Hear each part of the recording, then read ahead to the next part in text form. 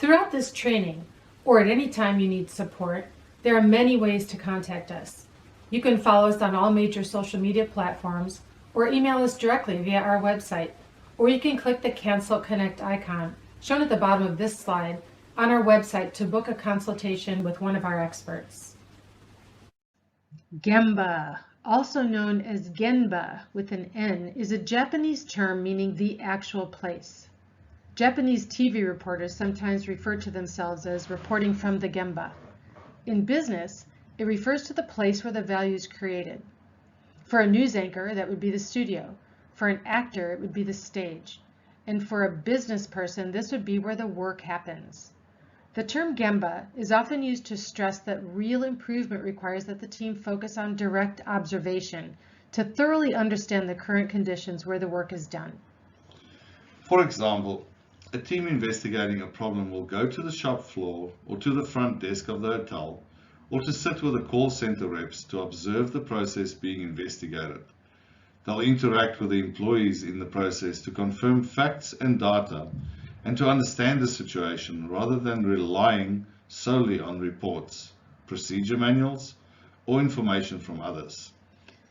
There are different purposes for a Gemba walk. It can be used as a regular part of the daily or weekly team meetings, or a regular leadership activity to ensure that leaders stay closely connected and aligned with the employees and with the current situation. And in our case, it can be used by the improvement team to gain a deeper understanding of the process reality. The basic guidelines of process observation, or a Gemba walk, are to go see, ask why, and show respect. Go see encourages teams to leave the meeting rooms and their offices and put the data aside for a moment so that they can go and see what's happening in the process. So if you're Elon Musk, you'd visit the Tesla factory to see what's going on, talk to the employees on the shop floor, and look for things that are preventing them from achieving excellence in every step. And if you're Elon Musk, you'll probably end up sleeping on the couch in the factory where they're doing the work so that you can understand the process properly. That's exactly right. The next step is ask why.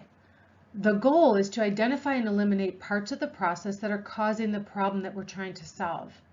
During our analysis phase, in addition to process mapping and data analysis, observing the process in action is one of the most powerful methods to identify the root causes of issues in the process. Ask why implies that it's our job as process improvement experts to ask and listen rather than to talk. Very important. The next thing is something that doesn't happen a lot, and this is why it's called the Gemba walk, is to go and show respect. When we picture a process improvement team walking around the process where the work is going on, we might picture a group of people doing an inspection and trying to find people messing up, or telling people to follow the procedures before disappearing back into the meeting room or into their offices. This is the opposite of what a Gemba walk should be. It's the team's job to support the people who are working, to locate weak spots in the process rather than blame people, and work together towards a solution to help to create a process and work.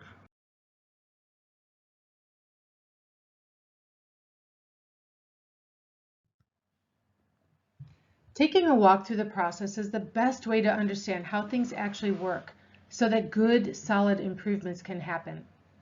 The main steps to a good process or Gemba walk are first to understand the purpose of the process. This means that you understand the process at a high level. You understand the outputs and the requirements. You have the basic framework for that in your SIPOC. And you may already have insight into potential problem areas which will have pointed you in the specific sub-processes to focus on. So Claire, interesting with this point, it's always important to have someone that actually works in the process when you do the SIPOC.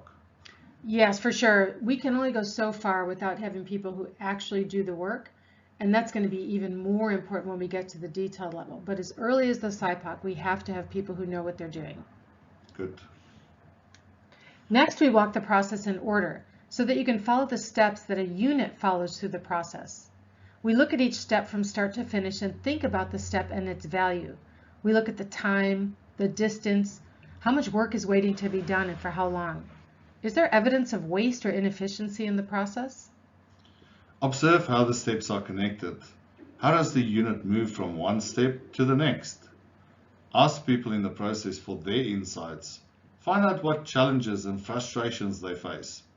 What's working well and not so well.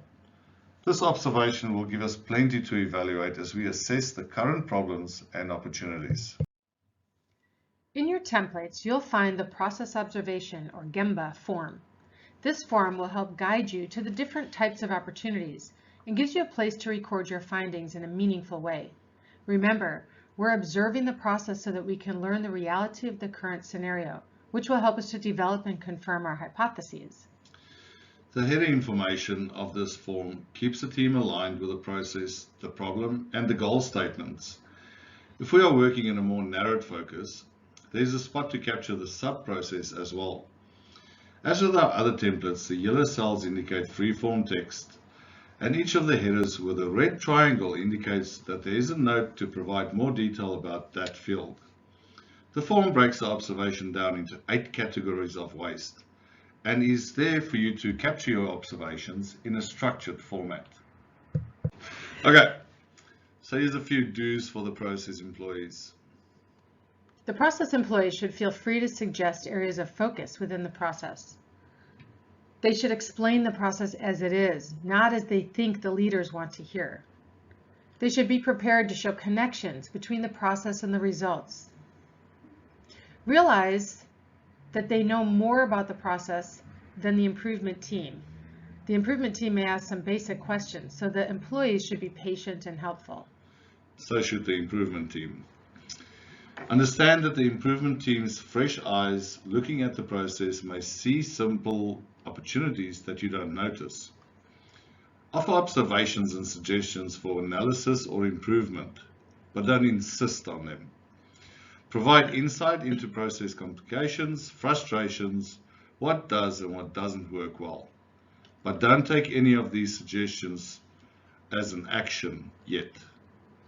And the don'ts for the process employees: don't make unrelated complaints or expect changes to be put in place immediately. Improvements as a result of the leader observation will happen only after reflection and study. Don't expect answers to all the questions on the spot.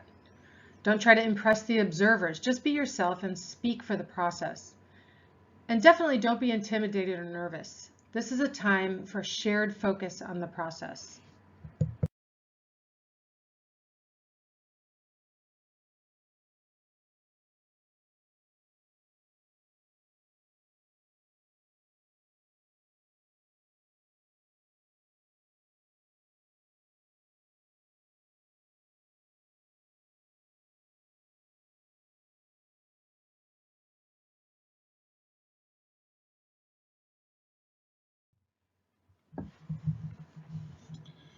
And a few guidelines for those of us who will be observing the process. Do. Start with a clear, shared objective and stick to it. What is the purpose of this process observation? Avoid disrupting the process. Explain why you're there in the first place. Engage with the people doing the work. Ask questions and listen, not much talking. Track observations, plan and complete your reflections after your observations, and double check with the employees that what you've observed is correct. Follow through if you promised to answer a question. Better say I don't know than to give vague or incorrect information, or say I'll get back to that. Show respect to the employees.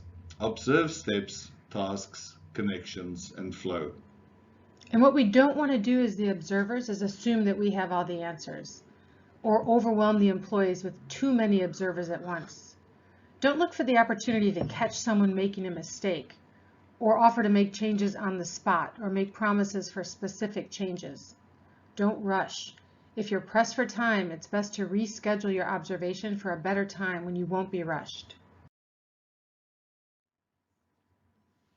These do's and don'ts are included in the Excel template. It's a great idea to share this info with anyone who will be involved before the Gemba walk. Keep in mind that we don't always have the opportunity to be there physically when we do a Gemba walk. Here are just a few suggestions for those situations where you are doing the Gemba walk virtually. First, try to keep the meeting to small groups.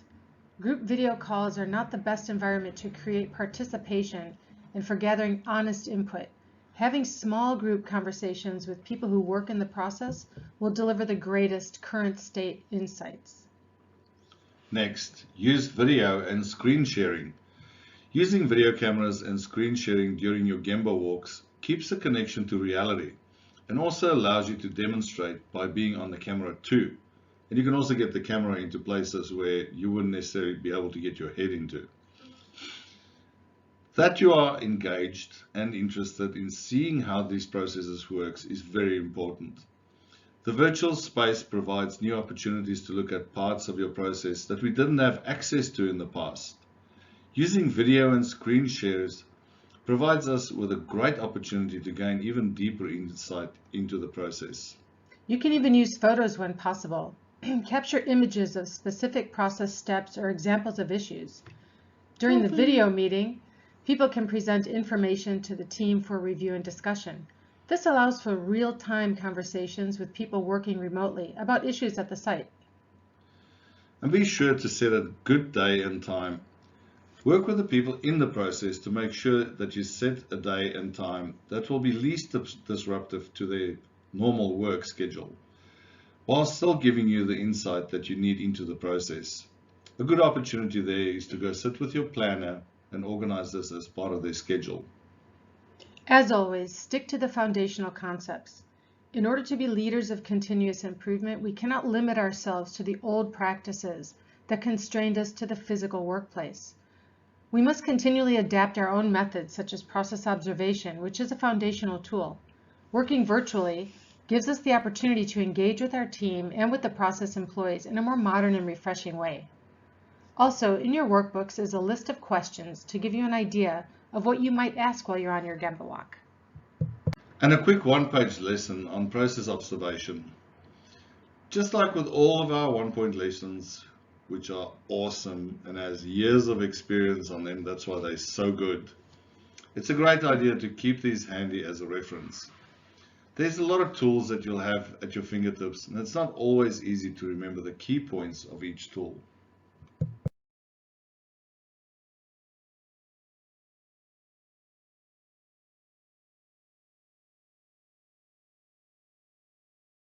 Open issues often come up in meetings or discussions.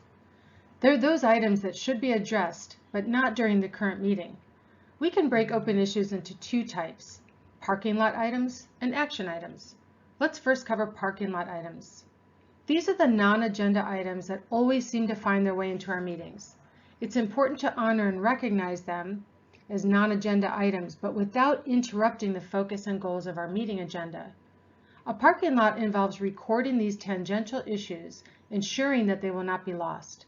They'll be addressed at the right time without interrupting the current meeting. So what is a parking lot?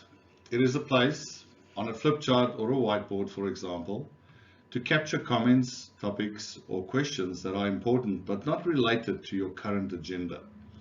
It keeps the focus on the immediate objectives while deferring or parking other topics for later. In some regions, it's called an issues bin, which has the same purpose, and that is to accumulate contributed items that aren't quite on topic during a given meeting. Keeping a parking lot is a meeting productivity technique that can help keep the meeting focused and moving forward. As subjects come up that don't relate directly to the topic under discussion, they are added to the group's parking lot, and the parking lot is reviewed as part of closing the meeting. The first time you use a parking lot, in order to gain buy-in and participation from the meeting participants, you'll need to explain its purpose. Something like this: as you know, our meetings often get off the subject and we end up spending our time on issues outside the agenda. I suggest that from now on, when this starts to happen, we chart the non-agenda issues on a parking lot for later discussion. That way, we'll remember to come back to the issue later, but still be able to accomplish our meeting's goals. What do you think? I encourage you all to help point out when our conversations are getting off track. When the conversation sways off track with an issue worthy of consideration but off the topic under discussion, briefly stop the meeting and, with agreement from the group, write a quick summary of the issue on the parking lot and make sure that you understand what is being written on there. With issues that are trivial, politely remind the group that the meeting is getting off track. If you are not sure if an issue is worthy of the parking lot, ask the group what they think. As one of the last agenda items in your meeting, go back to the parking lot. Decide as a group how to address each item. Some issues may be appropriate for discussion at your next meeting. Others may be more appropriately handled by a subset of the group or even by an individual. Some issues will no longer seem important and will be dropped. During discussion, document who will do what and by when. This ensures that issues will be addressed. For example, Tommy and Grace make recommendations for new building site at the next meeting. Polly sends information on product exposure through email by September the 8th. And make sure you capture the year too, because some of these actions can go on forever. Be sure to save enough time at the end of your meeting to do this step. If you fail to go back to your parking lot before the end of the meeting, you will quickly lose credibility. People will be reluctant to have the issues permanently left and forgotten on the parking lot. One of our customers had a saying that a meeting parking lot is the best place to hide a dead body, since nobody will ever look there again. That's terrible. Just like all of our other tools, do it right and you'll make things worse by doing it poorly.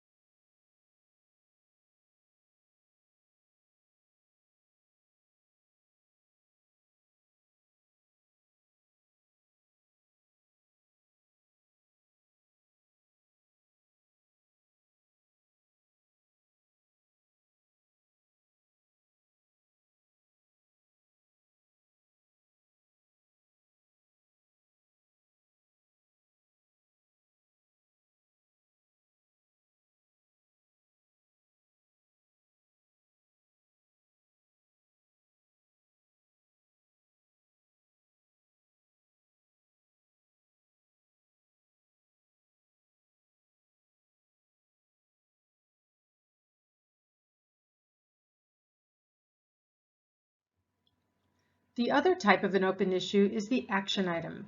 An action item is relevant to the current phase of the project and to the current agenda. However, an action needs to be taken outside of the meeting, typically in the very near future. Action item lists are very commonly used and have many simple formats. Here we have a picture of action item cards from a company called theagilebox.com. If you think about the DMAIC phase checklists, they identify major milestones for each of the project phases. Action items are smaller tasks that must be done in order to achieve those milestones. Very often, when we are invited to join a meeting as observers to provide external feedback, we notice a very typical situation. No one takes seriously the decisions made at the previous meeting. At the end of the current one, a lot of new decisions were agreed upon, and most probably were going to be forgotten until the next meeting. Everyone thinks it is someone else's job to execute on a decision, but who exactly is it? Or the other case, the meetings are endless discussions with the same content over and over again. I think we've all been in those meetings. We should change, we should improve. And the next time the same thing happens, and then you see 3 months later you're still discussing the same thing. One of the challenges for facilitation of a meeting is how to turn discussions into decisions and decisions into actionable items. When a decision is made and the team agrees to an action, it must be written down either on a flip chart or a whiteboard, into project management software, or directly into a template that we provide.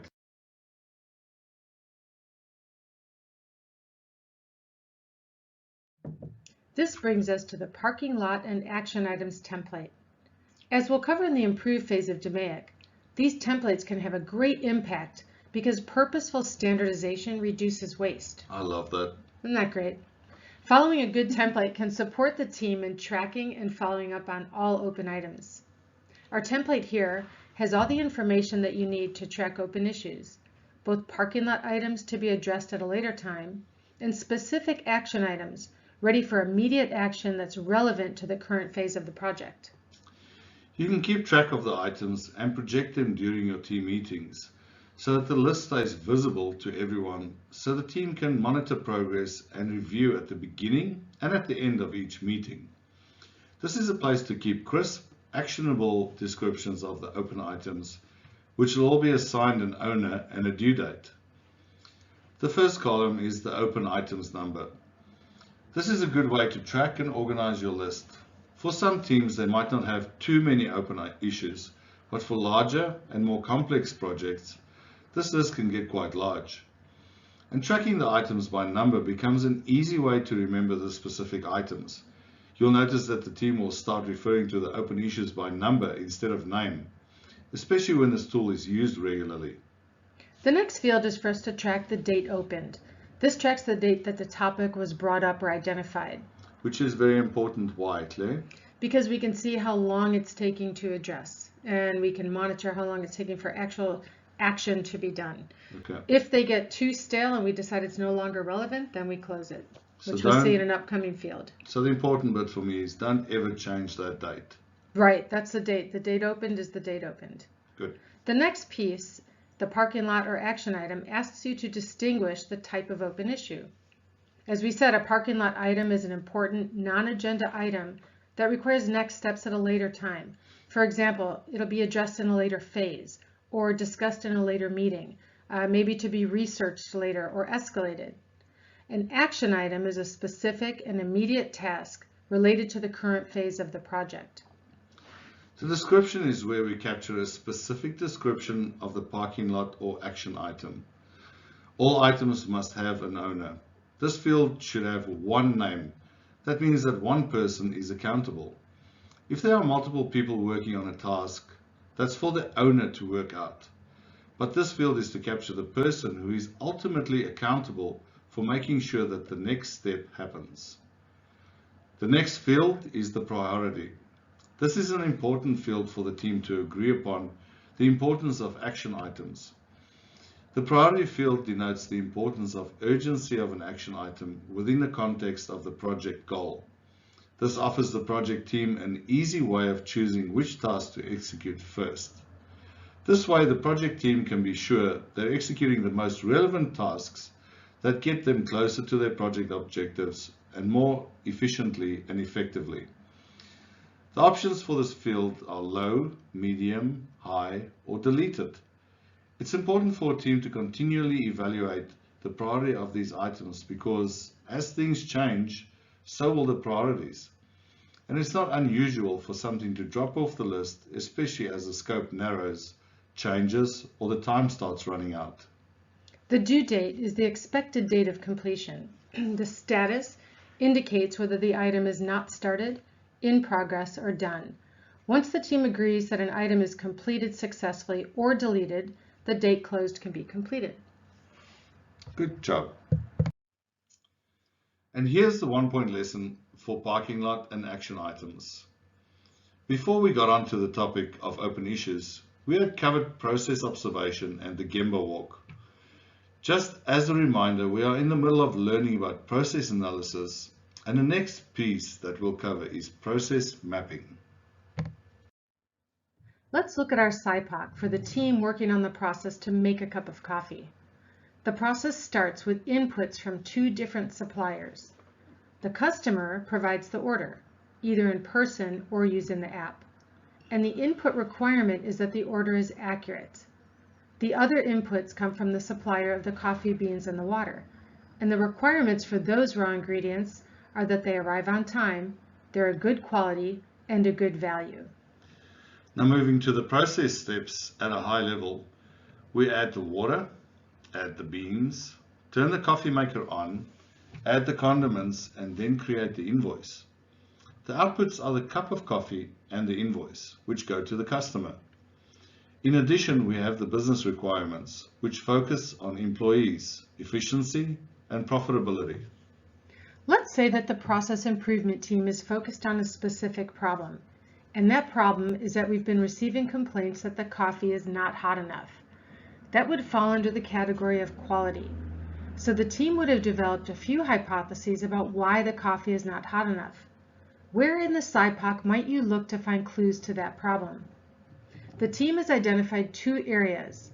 The hypotheses are that the coffee maker does not heat properly and that the coffee sits and loses heat while the invoice is waiting to be prepared. Now that the team has identified the areas on the high-level map, it's time for the team to dive into detail on just those parts of the process where they suspect the causes. So the next step for the team will be to do a Gemba walk of the process and then to create a detailed map of those specific process areas. It has been our sincere pleasure being with you through this part of the training, and we thank you for your dedication to creating a better workplace and an environment that you can truly enjoy.